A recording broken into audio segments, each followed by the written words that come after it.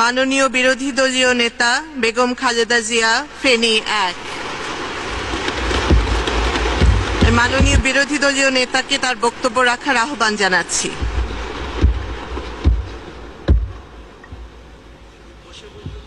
না, ঠিক আছে, কেন বসে বলবো না?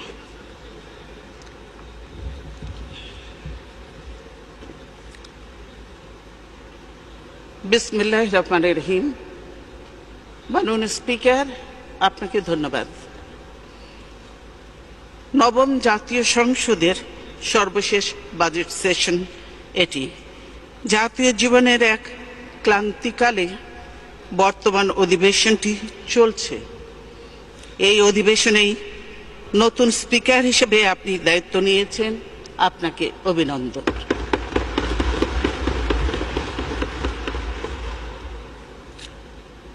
আমি আমাদের ভাষা আন্দোলন, বিভিন্ন জাতীয় সংগ্রাম ও রক্তক্ষয়ী মুক্তিযুদ্ধের বীর শহীদদের কথা শ্রদ্ধার সঙ্গে স্মরণ করছি।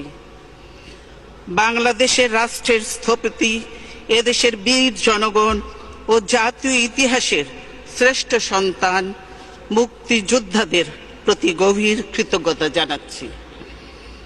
শেরে বাংলা একে ফজলুল হক, হোসেন সঈদ সোহরাওয়ার্দী ও মরহুম শেখ মুজিবুর রহমান সহ জাতীয় নেতৃবৃন্দের প্রতি শ্রদ্ধা নিবেদন করছি।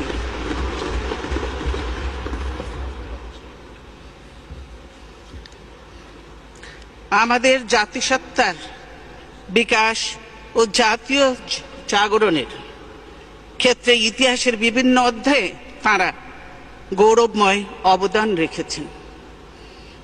আমরা কাউকে খাটো করে দেখতে চাই না, সকলকে তার প্রাপ্য সম্মান দিতে চাই।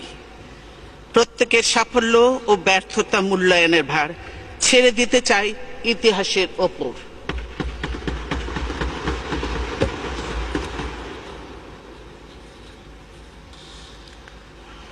আমি বাংলাদেশের গণতন্ত্রপ্রিয় জনগণের তরফ থেকে বিশেষ করে গভীর শ্রদ্ধা জানাচ্ছি স্বাধীনতার মহান ঘোষক, আধুনিক বাংলাদেশের উপকার শহীদ প্রেসিডেন্ট জিয়াউর রহমানের প্রতি। তিনি এদেশে বহুদলীয় গণতন্ত্র প্রবর্তন করেছিলেন, যে গণতন্ত্র ছিল আমাদের মহান স্বাধীনতা যুদ্ধের এক পরম লক্ষ্য। একদলীয় বাকশাল শাসন চালু করে সে গণতন্ত্রকে করা হয়েছিল হত্যা। জনগণের মৌলিক অধিকার, বাক ব্যক্তি, সংবাদ মাধ্যম ও বিচার বিভাগের স্বাধীনতা কেড়ে নেওয়া হয়েছিল। বহুদলীয় গণতন্ত্র ফিরিয়ে আনার কারণেই আজ সংসদে আমরা বিরোধী দল হিসেবে কথা বলার সুযোগ পাচ্ছি।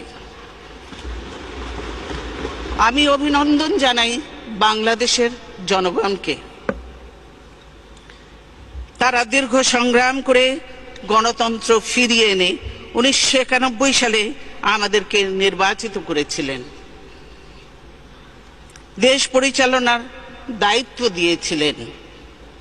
আমরা দেশে সংসদীয় সরকার পদ্ধতি প্রবর্তনের সুযোগ পেয়েছিলাম, যার কারণে জাতীয় সংসদ হয়ে উঠেছিল জনগণের আশা আকাঙ্ক্ষার প্রতীক। মাননীয় স্পিকার, আমাদের দেশে বিভিন্ন প্রতিকূলতা ও বাধা বিঘ্ন সত্ত্বেও সংসদীয় রীতিনীতি অনুশীলনের একটি ঐতিহ্য গড়ে উঠেছে।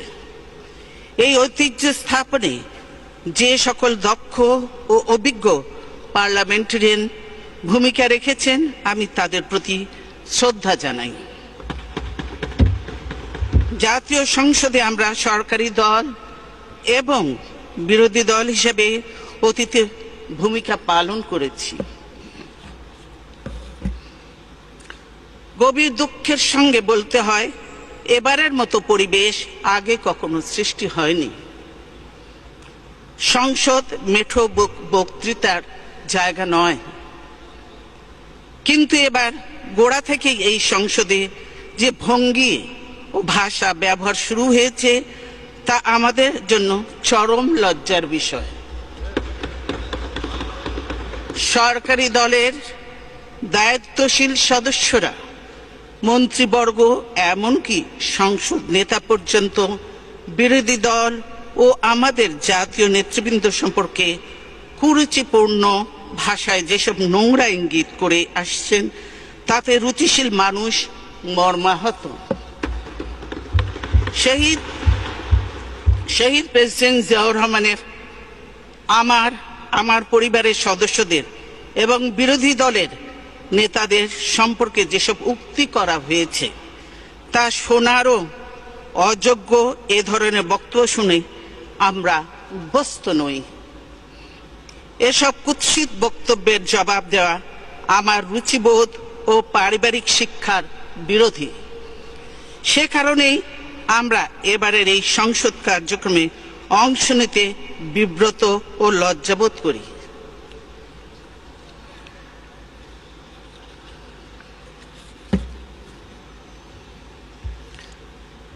আমরা তাদেরকে শুধু একটি কথা বলতে চাই, অনেক সময় নীরবতা ও উপেক্ষাই হচ্ছে নোংরামির উৎকৃষ্ট জবাব।